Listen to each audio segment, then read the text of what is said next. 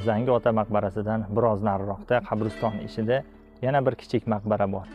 Bu maqbara Anbar onaning maqbarasi bo'lib, unda ikkita qabr mavjud. Biri Zangi otaning ayollari Anbar onaning qabri bo'lsa, ikkinchisi Zangi otaning ustozlari Hakim otaning onalari Ulug'poshshoning qabridir.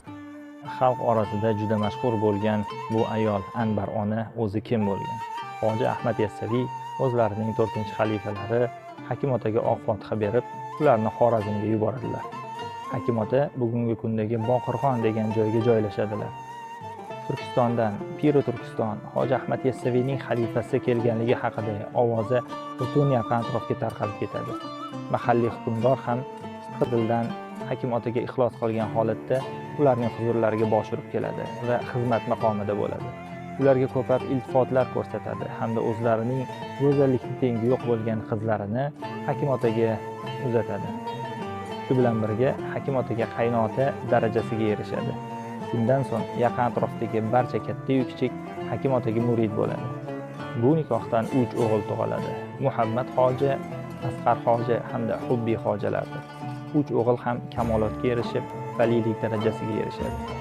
Zangi otaning ustozlari Hakim ota 1198-yili 92 yoshlarida vafot etadilar. Zangi ota ustozlarining vafotlaridan so'ng ularning vasiyatiga ko'ra ustozlarining ayollari Anbar onaga uylanadilar. Shunda Anbar ona taxminan 45 yoshlar atrofida, Zangi ota esa 25 yoshlar atrofida bo'lgan. Zangi ota ustozlarining ayollariga uylanish bilan bir qatorda ustozlarining onalari Ulug'poshshoni ham o'zlari bilan birga Toshkentga olib keladi. Bu nikoh Zangi otaning ikkinchi nikohlari bo'lib, bu nikohdan farzand bo'lmagan.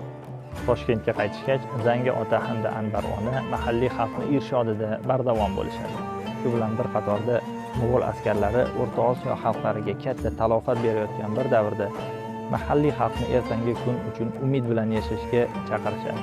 Zamonlar o'tishi bilan bu insonlar mahalliy odamlarning qalbida shu qadar chuqur o'rin egallashadiki, mana oradan bir necha yuz yillar o'tsa ham bu yerdan ziyoratchilarning qadami uzilmaydi.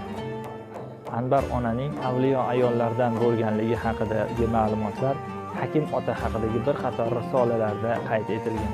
Zangi ota ham vafot etishlaridan avval kim meni ziyorat qilgani keladigan bo'lsa, avval Anbar onani ziyorat qilsin deb bejizga ta'kidlamaganlar.